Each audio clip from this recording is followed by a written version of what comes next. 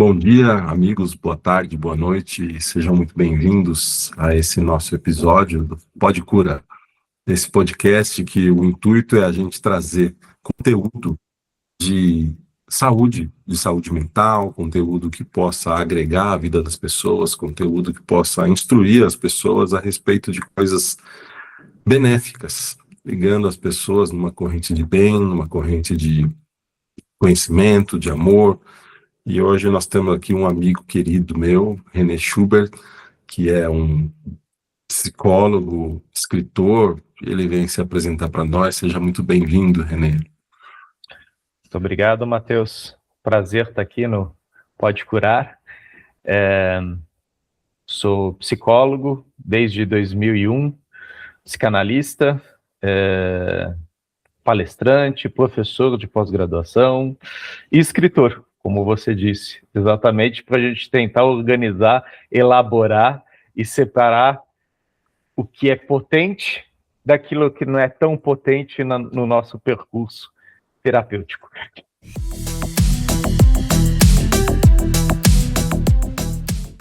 Legal.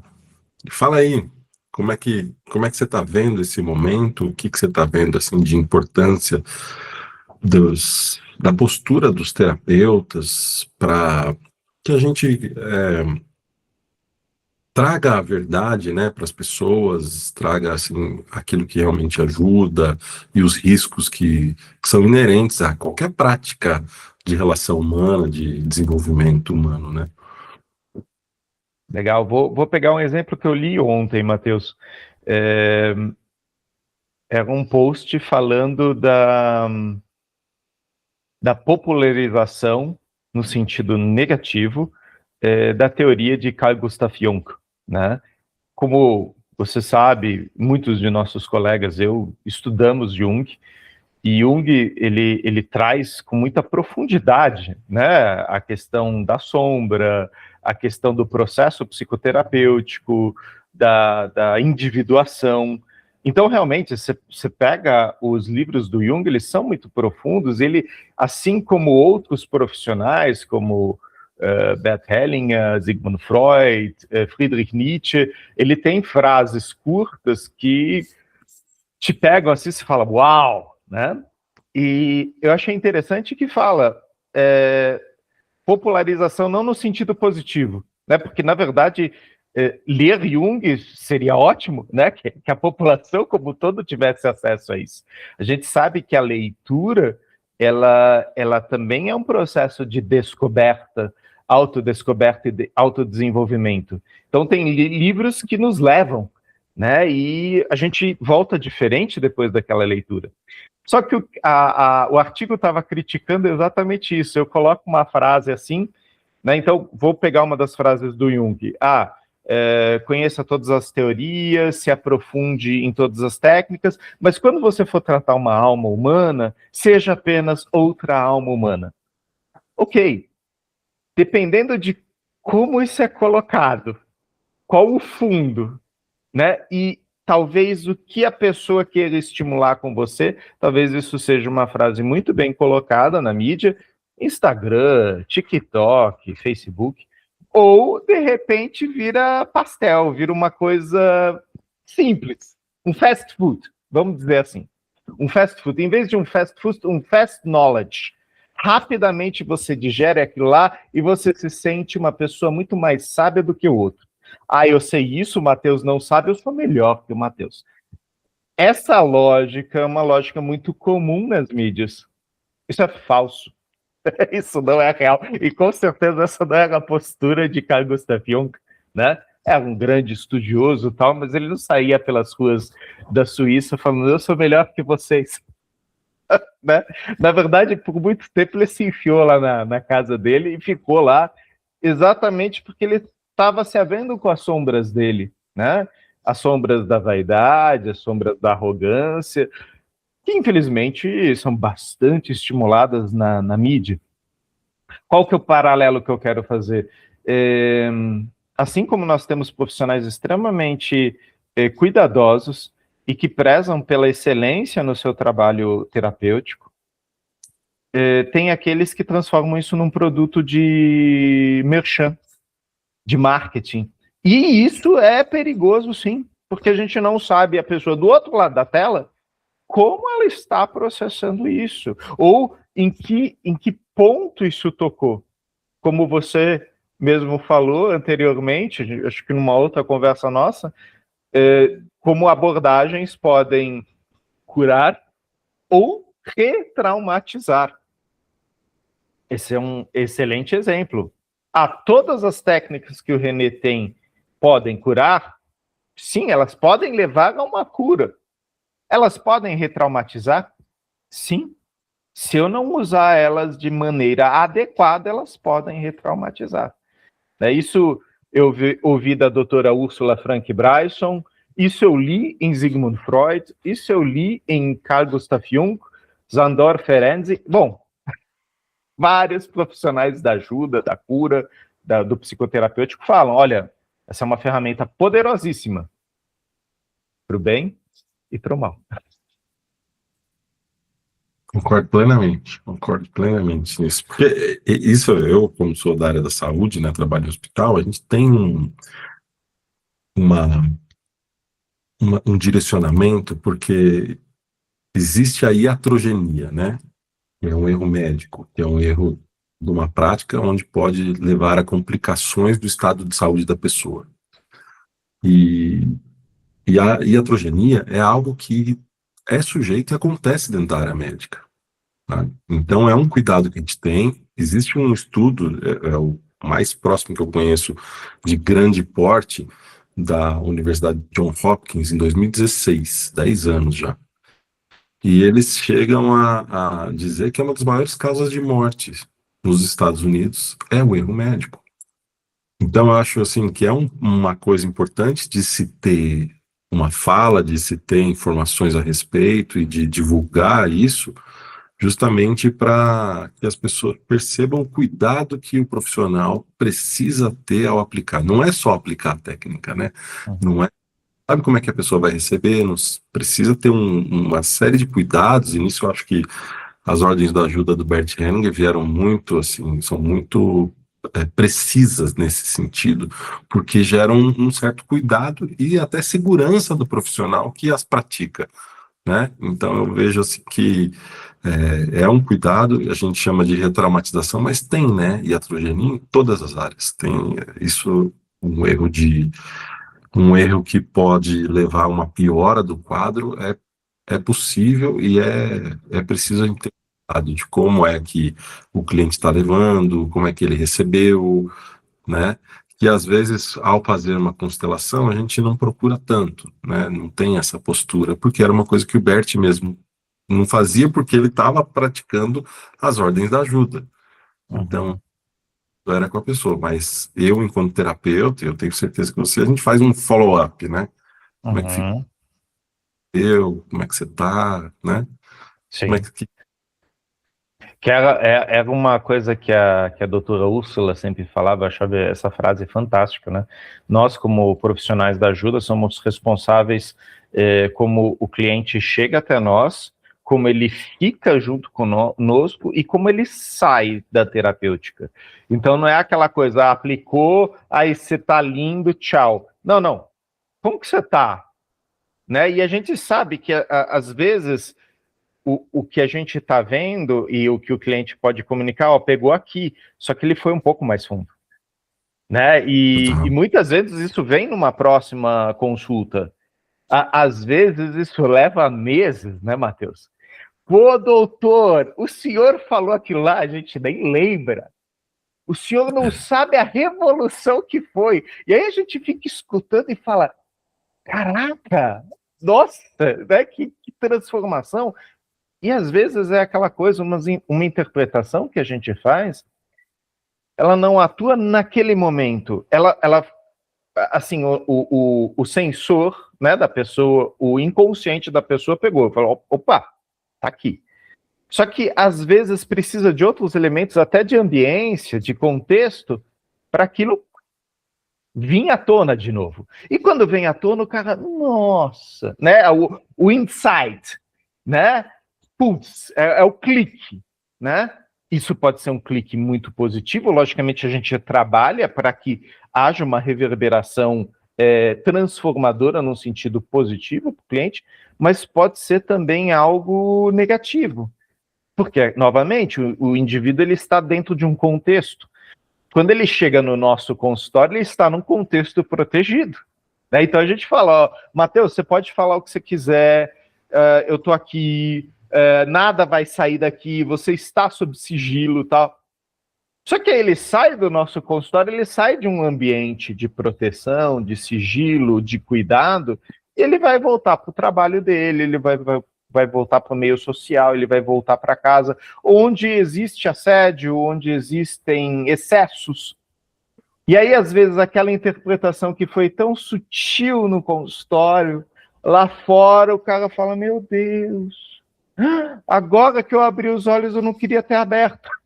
Agora eu estou vendo coisas que eu não queria ter visto, né? E aí, nesse sentido, o processo psicoterapêutico, né, o acompanhamento psicoterapêutico, ele traz uma certa blindagem, uma certa potência. Abordagens curtas, às vezes é importante a gente avisar o cliente, olha, deixe isso atuar, mas qualquer coisa eu estou aqui. É muito importante passar isso para o cliente. Quer dizer, para ele não... putz, eu não posso mais ligar para o cara. Se eu ligar para o cara, eu vou pagar uma fortuna. Não! Né? A gente fez esse trabalho aqui.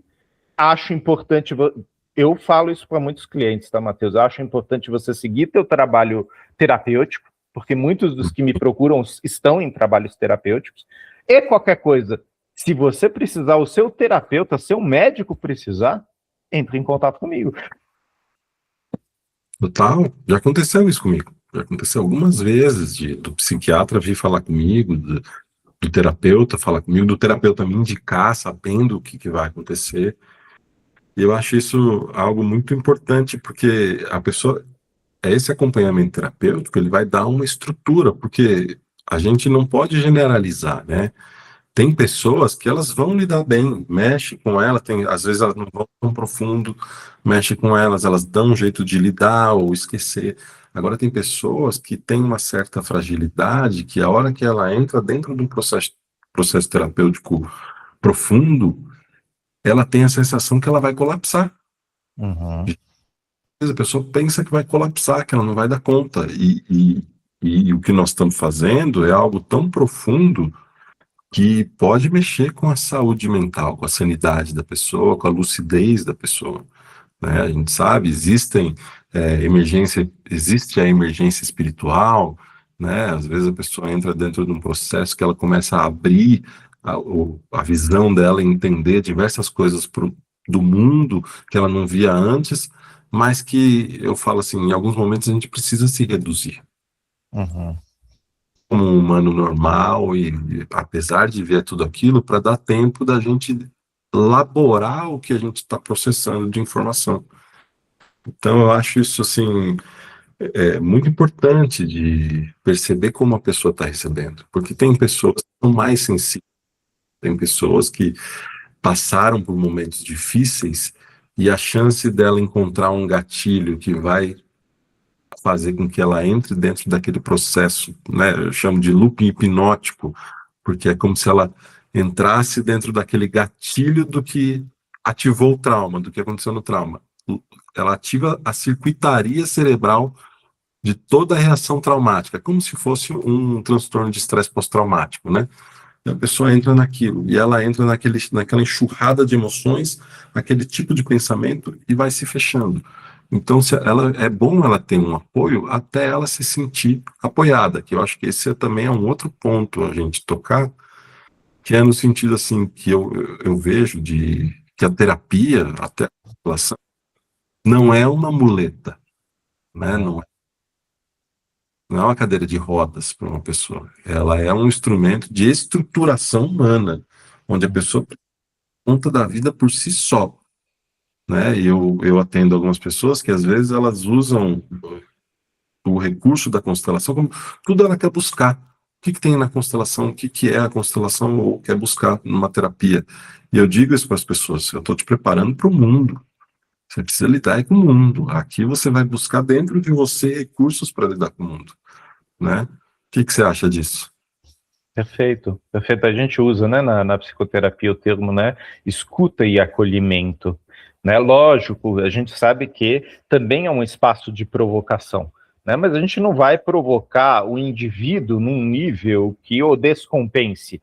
Aí vai as favas, o acolhimento e a escuta. A escuta é exatamente para eu identificar o quanto talvez o Mateus suporte aquilo, né? Então existe aquele, a gente fala, né, da chegada, né, de fazer um rapport, né, e eu chamo de anamnese, entrevistas preliminares, para eu verificar quem é o Mateus, o que o Mateus aguenta e para onde o Mateus vai voltar, né? Eu trabalho muito no consultório com orientação familiar, e a orientação familiar não é só trabalhar com a criança, eu puxo o pai e a mãe para junto, né? E às vezes eu tenho que fazer uma intervenção especificamente no pai, na mãe, e a criança está lá, né? É um contexto como um todo, então isso é um apoio, né?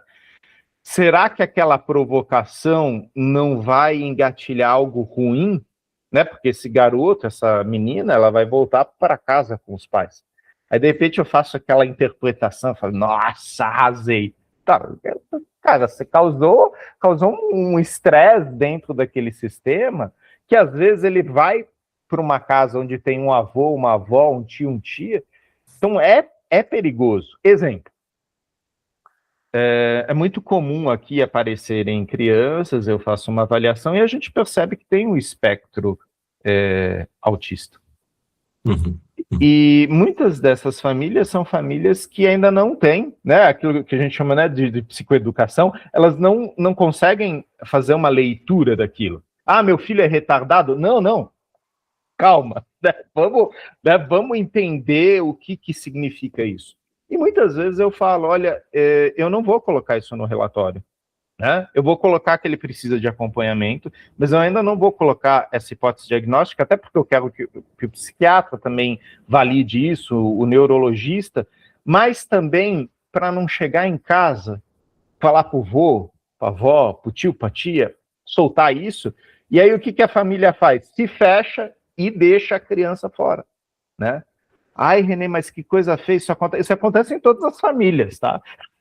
Eu não estou falando especificamente de uma família baixa renda, né? Isso acontece em família de altíssima renda também. Ou seja, essa informação que para o doutor Mateus tem uma clareza, para o Renê tem uma clareza, nós que somos profissionais da saúde, para a grande parte da população, e às vezes para a escola, tem outra forma de uso. Então, eu não quero, às vezes, que aquela criança imediatamente seja taxada na escola. Ah, é um autista. Não, a gente tem vários níveis. A gente tem um espectro. E, dependendo da escola, tacar ele nessa coisa de autista, é um PCD, né? Até você entender o que significa o PCD, em que nível tá, pô, a criança, assim, você institucionalizou um bullying, né? Quem fez o bullying? O Renê, né? Porque tacou aquilo lá no relatório. Quer dizer, isso é uma coisa que eu posso fazer como psicólogo, só que eu tenho que ter cuidado porque eu não sei em que ambiente isso vai e como isso vai ser lido. Então, se o meu relatório é para o Mateus, eu vou colocar. E talvez até vou ligar. Ó, tal, nesse sentido, é uma hipótese diagnóstica. O Mateus vai ler, mas assim, eu estou conversando com o profissional da saúde. Agora, o profissional da educação é diferente. A pessoa que é da creche é diferente. Né? Eu não sei como essa informação vai circular. Eu preciso ter esse cuidado. Né? O pai e a mãe, muitas vezes, eles precisam de meses para compreender aquilo lá. E, dependendo de como está o casal, essa informação pode fazer com que eles se separem.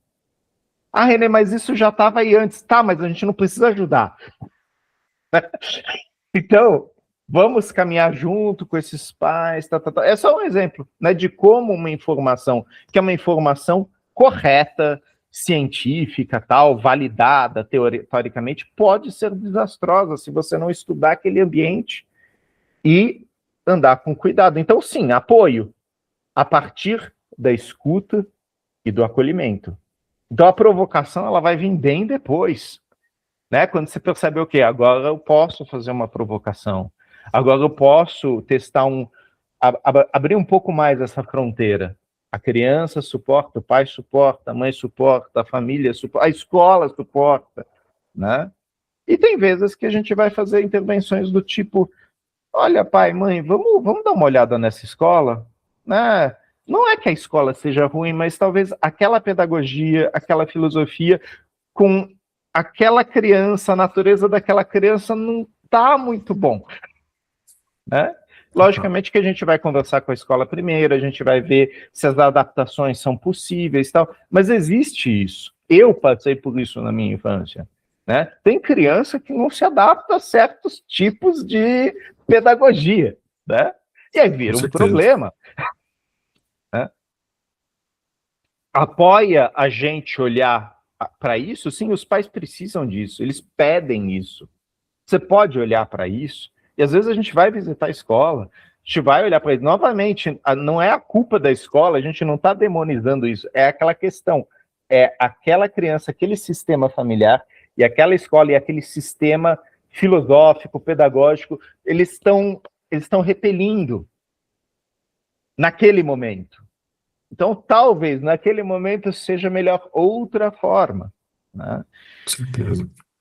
E são conversas difíceis, são conversas que, né, você e eu, a gente estuda para poder passar isso, para dar esse apoio. Olha, eu estou falando com essa fundamentação aqui. É aquela coisa, né? O teu filho, de repente, vai fazer o vestibular, né?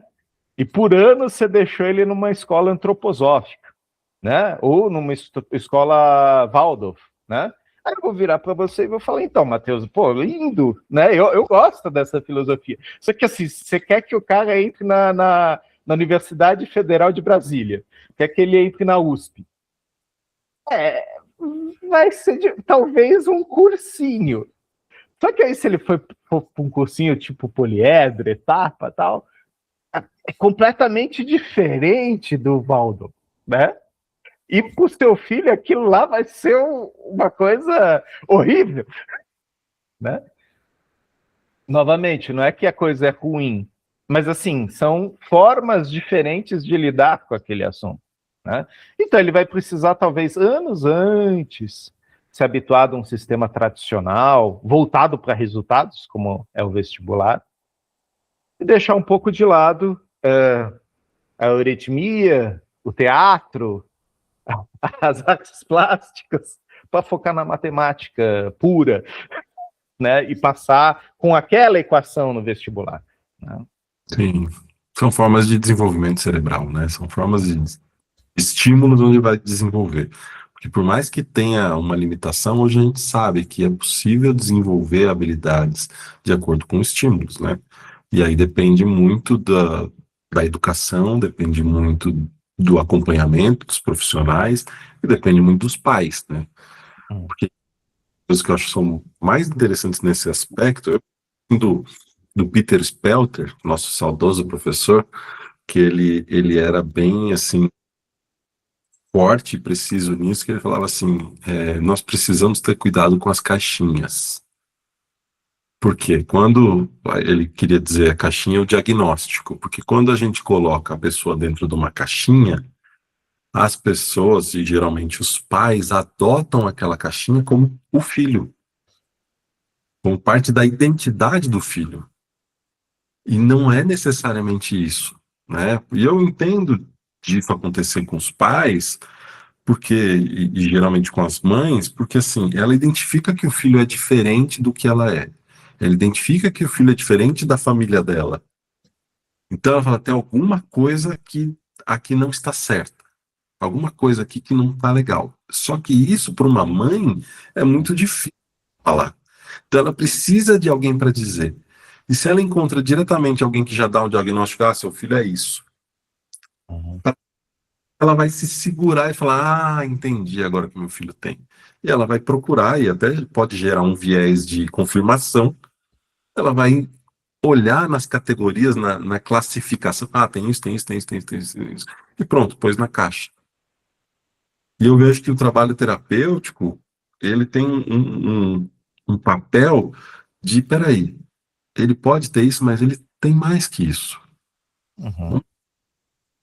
Deixa isso para o médico, deixa isso para o psiquiatra, deixa isso para o neurologista, que eles têm as abordagens em forma de tratamento, mas a nossa forma aqui é capacitar uma mãe, capacitar um filho para viver, mais uma vez, né, no mundo, viver nesse mundo.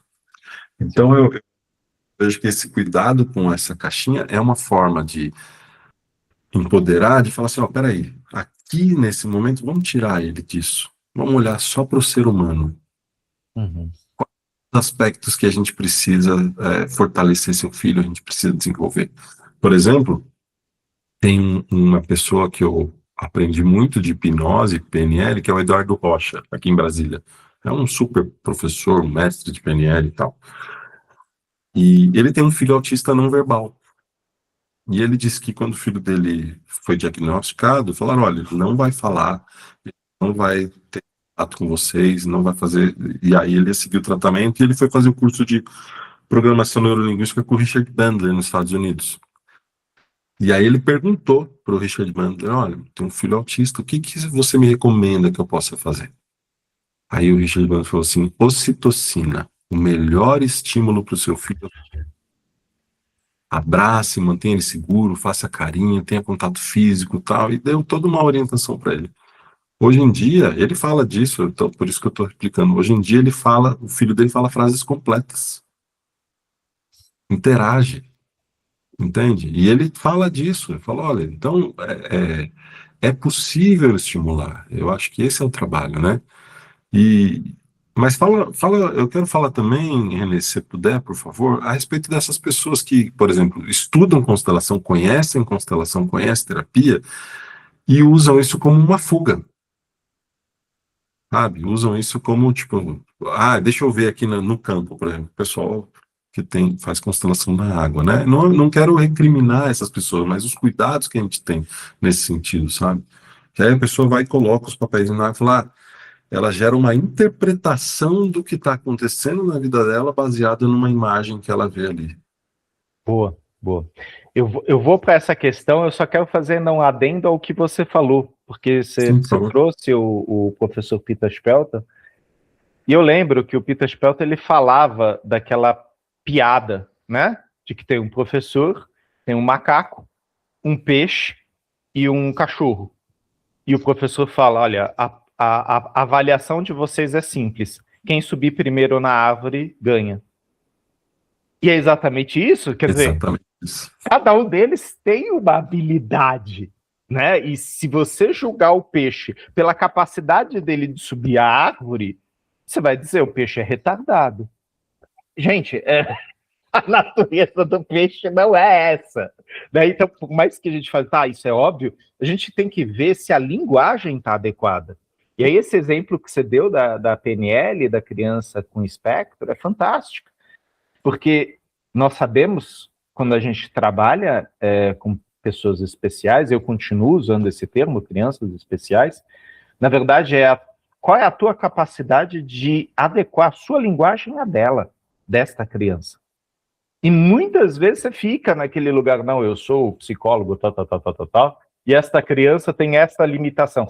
Tá, meu amigo, assim você não vai conseguir conversar com ela, né? Você tem que sentar no chão, você tem que ver o que interessa a ela, e se ela só faz, então faz junto com ela e vamos ver o que acontece a partir daí. Se não, fica esquisito, né? A criança ela não consegue, né? Porque para ela o mundo já é assim, né? Então temos que adequar a linguagem.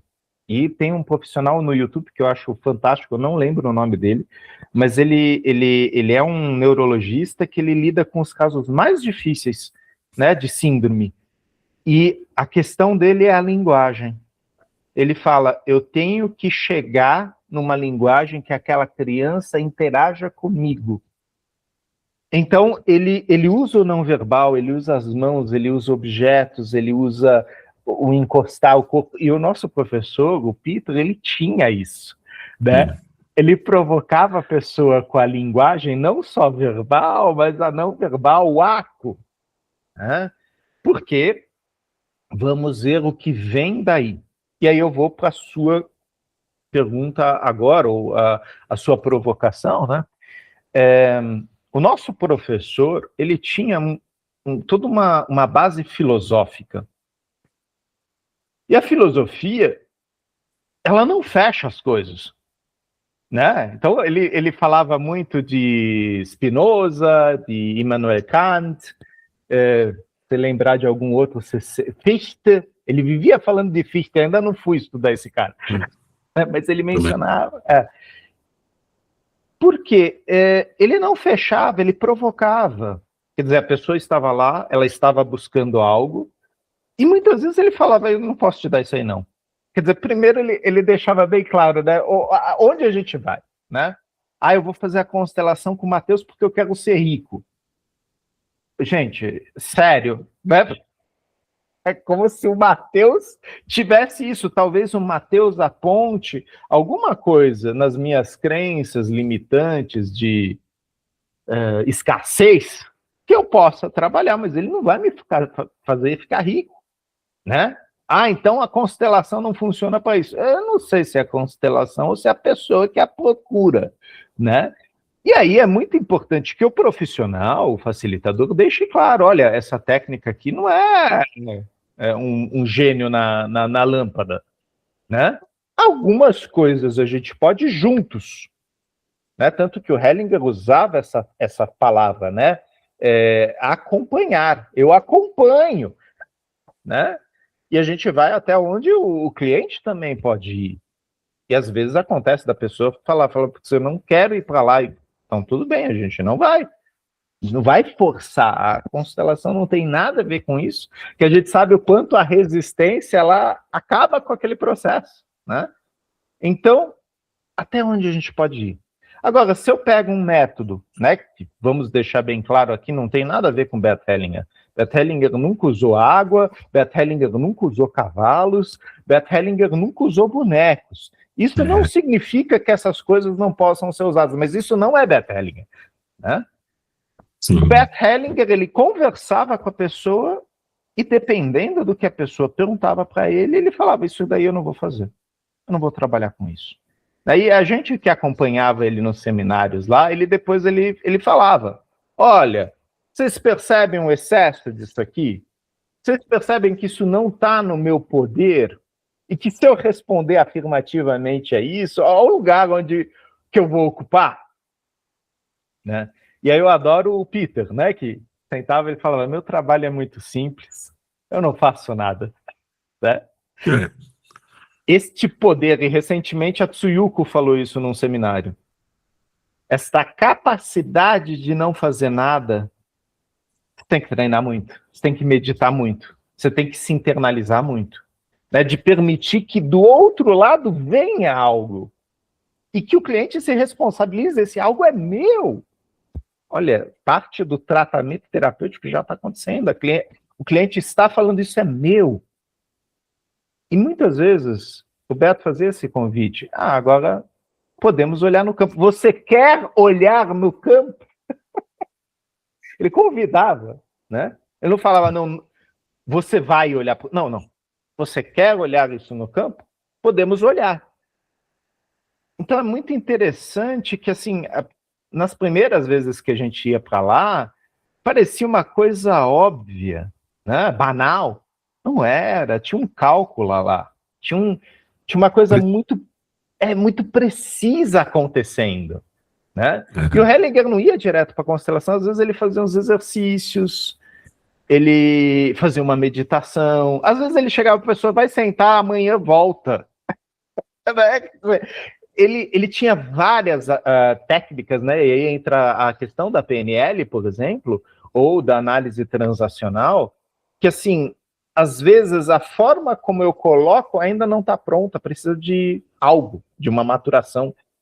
Às vezes essa maturação é no dia seguinte, às vezes é anos depois, E eu lembro do professor João Weser falando, né? Das vezes que ele tentou ir lá na frente, o Hellinger, né? Não. De repente, quando ele já estava quase desistindo, no intervalo, o Hellinger faz assim e faz, vem cá, e conversou com ele e tal. Mas era aquela coisa, tem uma questão de timing. E sim, o Hellinger sabia ler a gente muito bem. Aí quando a gente sentava do lado dele, a gente percebia que o cara já tinha ido e voltado algumas vezes, né? E aí ele observava o nosso corpo, ele observava a nossa respiração, né? Tudo isso que a gente vai estudando na PNL, na hipnose, no MDR, na psicanálise. Quer dizer, a leitura que a gente faz do cliente, a escuta que a gente faz do cliente é em vários aspectos. E de repente eu falo uma coisa, eu percebo uma aceleração cardíaca no cliente.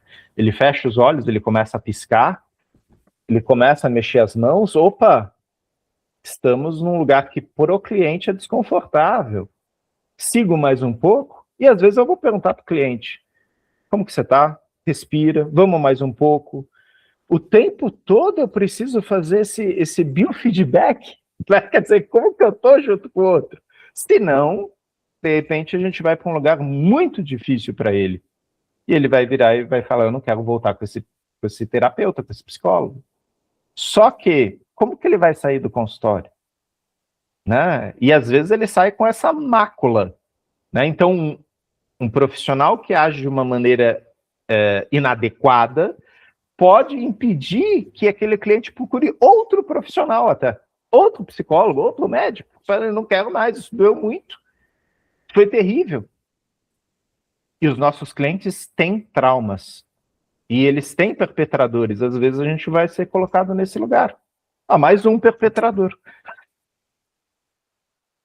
É um cuidado que eu tenho tido há alguns anos já, de perceber isso na pessoa e ter um respeito, né? Ter um respeito pela história dela, ter um respeito pelo que aconteceu e um cuidado na hora de falar justamente para isso, para perceber como ela vai receber. Porque, vamos lá, é uma pessoa que passou por uma situação onde ela é uma vítima de algo difícil.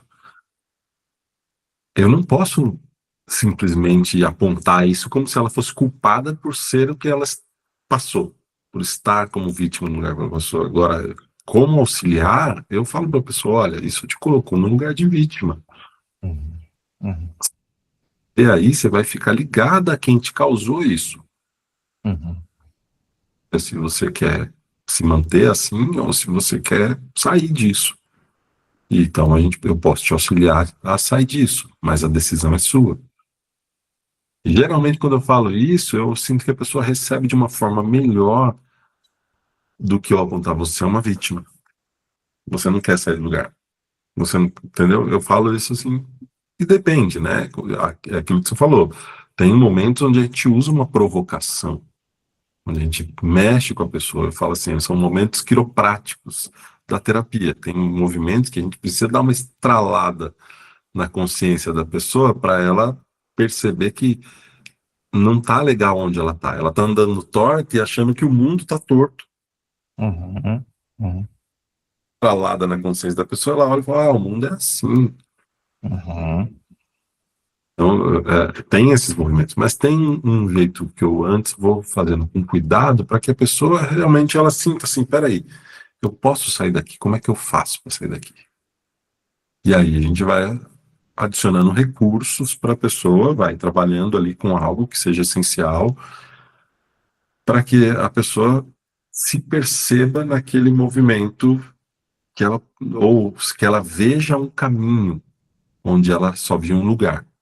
Ela vê um caminho onde ela pode começar a trilhar e descobrir. Então, eu achei isso muito interessante que você falou. E ainda nessa questão da fuga, né, que você bem pontuou, você, assim como eu, é um terapeuta, integrativo, né? Você tem ferramentas e você integra elas no seu saber de acordo com o cliente. Se eu transformar o meu fazer clínico em algo material, se eu tornar isso uma tendência materialista, do tipo, Mateus, eu trago seu amor de volta em 3 dias. Mateus, eu vou fazer você ficar rico, né? Essa materialização, ela não tem a ver com as técnicas que eu ofereço, né? Então, por exemplo, a psicologia, como ciência, ela busca soluções. Ela oferece soluções, e as escolas da psicologia oferecem soluções, né? A psicanálise, ela, apesar de ser uma metodologia, ela oferece reflexões, internalizações, ela não vai te dar nada pronto, né? A filosofia, da mesma forma. A constelação, ela, como uma abordagem terapêutica, ela mostra um intervalo, né, uma perspectiva, e talvez nós vejamos possibilidades nesse intervalo, né? Como o Peter falava, né? A janela lá da lanchonete, né? Você senta na janela da lanchonete, naquele momento aquilo que você vai ver é aquilo que pode ser visto, né?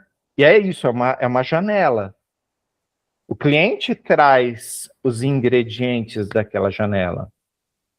E é o cliente que vai levar eles de volta para casa, né? Então, nós, como facilitadores, nós vamos... você viu isso aqui? Você viu isso aqui? E, na maioria das vezes, a gente aponta coisas que não só o cliente está vendo, todos os representantes conseguem ver a mesma coisa. Então, é aquela coisa, eu não tiro coelho da cartola.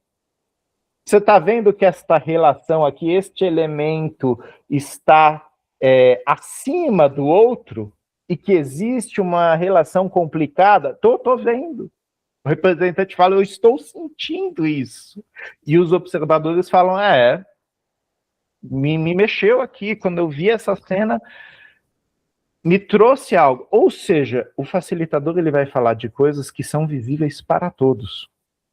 Agora, se eu virar e falar, não, eu vou agora fazer uma estrutura aqui para você ser rico. Né? Gente, sério, se existe essa constelação, eu quero fazer ela. Porque... Vamos lá! Né? E não é isso. A constelação familiar não foi... Hellinger não desenvolveu isso aí para ser um passe de mágica. Né? Sim, ele é reconhecido na Alemanha como psicoterapeuta. Ele não fez psicologia, mas ele foi reconhecido pelo percurso de décadas em escolas psicoterapêuticas, psicanálise, análise transacional, gestalt terapia, hipnoterapia, PNL. Bom, o cara estudou pra caramba, né? E ele oferecia uma técnica para quem queria ver a técnica. Ele não mandava ninguém a revelia para lá. Né?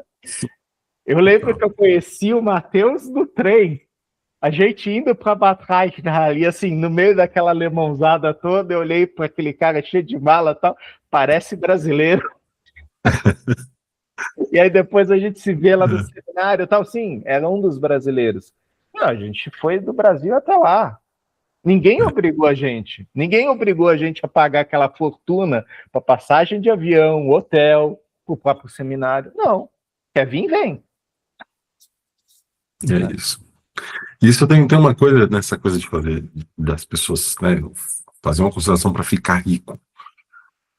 Um dia um aluno falou assim para mim, professor, eu já tomei meu pai. Ela veio com essa ideia, assim, não era algo do que eu tinha dito, sabe? Mas ela veio de algum lugar com essa ideia e falou assim, eu já tomei meu pai, e eu estou aqui numa dívida, estou numa situação financeira muito difícil, o que eu posso fazer? Eu falei, olha,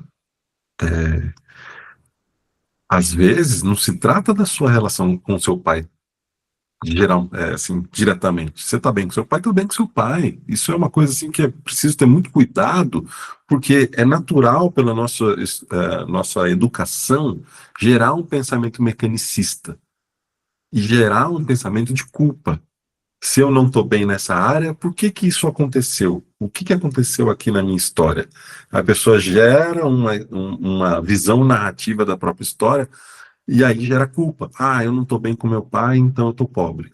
Não, não é isso, necessariamente. O que a gente percebe através da abordagem da constelação é que, muitas vezes, a pessoa que tem um problema com riqueza, ela tem também um problema com o pai. E, às vezes, ela projeta esse problema com o pai em relação à própria riqueza.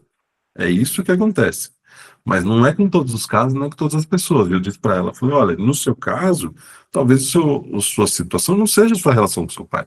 Talvez seja você estudar. Você estuda investimento, você estuda como lidar com o dinheiro, você tem que se capacitar nessas outras áreas. Então, eu acho isso que você está dizendo uma coisa muito legal, porque muitas vezes não se trata da culpa, ou da relação com o pai, ou da relação com a mãe, ou da história. Se trata daqui para frente. O que que você precisa estudar, conhecer para você se tornar aquilo que você quer ser? Né? Quer ser rico? Então bora lá estudar negócios. Tem um monte de gente aí estudando empreendedorismo e tal, né? O que que você acha disso? É, não é porque você sobe num cavalo que você necessariamente vai ser um cowboy, né, Matheus? E é aquela coisa, talvez você vai comprar um cavalo puro sangue, você vai deixar ele numa baia bonita lá na hípica e você vai ter um professor de hipismo legal, mas isso não vai te tornar um cowboy, porque talvez nem é para você ser um cowboy. Então, também tem isso, né? Você não pode tudo. E o que é ser rico, né? O que é ser bem-sucedido? Né? A pergunta é anterior, né? Ah, eu quero ter Boa. dinheiro. Quanto dinheiro? Né? Quanto você quer ter? E da onde veio esse número? Foi alguém que te disse esse número? Esse número é seu? É uma expectativa da sua família? Né? E aí a gente entra um pouco na questão da psicanálise, quer dizer, vamos fazer uma desconstrução disso? Quem construiu isso aí na tua cabeça? Né? E por que Boa. você acha que a tua vida vai ser melhor depois que você tiver isso? Ah, porque me falaram que era para eu fazer faculdade, para eu casar, ter uma casa amarela e um cachorro. E aí eu ia ser feliz. Né? A gente vê naquele filme Duas Vidas exatamente isso. Né? O menino vira pro adulto e fala, pô, mas eu não tenho um carro, eu não tenho uma picape, eu não tenho cachorro, eu não sou casado, eu sou um fracasso. Né? E o outro falando, como assim fracasso? Eu sou um cara rico. Mas assim, são expectativas diferentes, lugares diferentes. Né? Da onde a pessoa tirou? Se eu tomar meu pai, eu vou ser rico. Tá, talvez você seja rico em saúde, talvez você seja rico em relacionamentos. Ah, Renê, não, eu estou falando de valor físico. Tá, você trabalha com o quê? Né? Porque se você for professor no Brasil, você não vai ser rico, desculpa. Existem limitações das áreas. Eu não estou falando mal do professor. Realidades, né? Que é a mesma realidade do Matheus como médico e o Renê como psicólogo. Existem tetos. Ah, podemos furar esses tetos? Sim, se você estiver disposto a fazer coisas para isso. Você assume a responsabilidade de outras coisas, né? Como, por exemplo, chego para o Matheus e falo, pô, Matheus, a gente foi lá para a Profem, né? 3.000 pessoas Sim. assistindo. Ah, você sustenta? O Matheus sustentou, eu sustentei. Mas será que a gente conseguiria fazer isso toda semana? Juntar 3.000 pessoas? Porque aquilo lá, quem juntou foi outra pessoa, não foi a gente. A gente foi apenas como palestrante.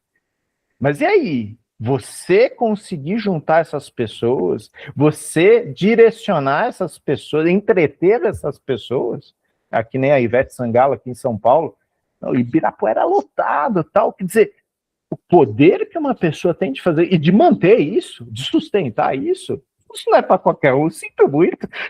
Não é, realmente. Bora lá, Renê. Então, você tem o seu horário, né? Passaria aqui horas conversando contigo, que sempre é um aprendizado, viu? Uma alegria, uma satisfação. Diz aí suas considerações finais, o que que você vê, o que que você vê para o futuro, assim, o que que o tempo urge da gente investir na necessidade até de, vamos dizer assim, trazer mais informação consistente para as pessoas. O que que você pensa a respeito disso? Eu vou falar de algumas notícias que saíram recentemente, que você deve ter lido, da epidemia de solidão na nossa sociedade. Isso não é Brasil, isso é mundo. Sim. Depois da pandemia, a gente teve um grande curto-circuito no sistema educacional e até de gestão, né? E na época, alguns profissionais na ONU falaram seria fundamental ter relações humanas, trocas, jogos, gincanas, porque a gente ficou muito tempo enfiado na tela. E aí a minha consideração vai em relação à tela, né? Você, eu, lógico, a gente tá a par do Gemini, do ChatGPT, a gente usa, né? Eu pesquiso sim com o ChatGPT, é maravilhoso. Só que assim, cada vez mais eu percebo que as pessoas estão carentes de relações, de trocas, né? Pô, legal, eu tô aqui com o Matheus na tela, a gente está conversando, mas e aquele papo que a gente teve lá em Niterói, no mar, olhando a skyline lá? Pô, cara, aquilo foi de outro mundo, né? Cedinho, agora 8 da manhã, a praia era só nossa, né? É aquela coisa, precisamos de momentos de encontro, de estar junto. Existe outro clique quando isso acontece. E eu percebo, e clientes meus me falam, pô, a gente faz online e tal, mas agora a gente está aqui, é bem melhor, tal. Lógico, o online ele facilita por causa do trânsito de São Paulo, porque a pessoa está em outro estado, tal. A gente não está criticando isso. Mas a importância do encontro e o que o Matheus estuda e o que eu estudo são formas de tornar esse encontro poderoso. São ferramentas, seja PNL, seja MDR, seja psicanálise, seja constelação, para que esse encontro traga algo para os participantes, para aquela pessoa que esteja lá. Que ela saia com, que a Úrsula falava, que seja uma coisa nova, um tiquinho novo, mas que a pessoa fala, putz, isso eu aprendi. E isso no encontro é totalmente diferente, né? Então, eu acho que minha provocação é em relação a essa epidemia de solidão e o quanto nós estamos estudando e sabemos a importância do encontro, dos workshops, das rodas de conversa, do bate-papo e da terapia, né? Então, sim, e eu não estou falando isso porque eu sou terapeuta. Eu acho que é importante, sim, a gente ter esses momentos presenciais. Tá? E se vocês forem procurar um profissional, né, hoje em dia com a internet, verifiquem o currículo da pessoa, verifiquem o percurso da pessoa. Todas essas técnicas que o Matheus e eu falamos são técnicas que são validadas, que têm percurso, né? Mas você tem pessoas que têm um percurso curto e tem um percurso mais longo. Escolham pessoas que têm percurso mais longo. Foi por isso que o Matheus e eu fomos para a Alemanha, né, ver o Bert trabalhando. E a gente tinha um professor maravilhoso aqui no Brasil, o Peter, né, que incentivou a gente a ir para a Alemanha. Ele falou, não, vai para lá, vai ver o cara trabalhar, né? Isso é um professor de outro tipo. Ele não ficou envaidecido. Ai, não, vocês vão lá e eu tô dando módulo. Não. Eu fui, inclusive, num dos módulos. E o Peter falou, quando você voltar, você vai contar como foi a sua experiência aqui com os outros alunos. É isso, é um encontro, é você ir atrás de onde está a potência da técnica para poder levá-la para além. Legal. Muito grato, né? Muito grato. Vamos combinar outros aí. Sempre bom conversar, sempre que você tiver um tempinho. Acho que vale a pena e cada conversa contigo a gente traz conteúdo de qualidade para as pessoas. Eu acho que isso é fundamental. As pessoas estão carentes disso, sabe? E a gente traz provocações e reflexões que vão fazer, pelo menos, as pessoas se questionarem a respeito daquilo que elas estão praticando. Acho que é válido porque é uma coisa que nós fazemos isso, né?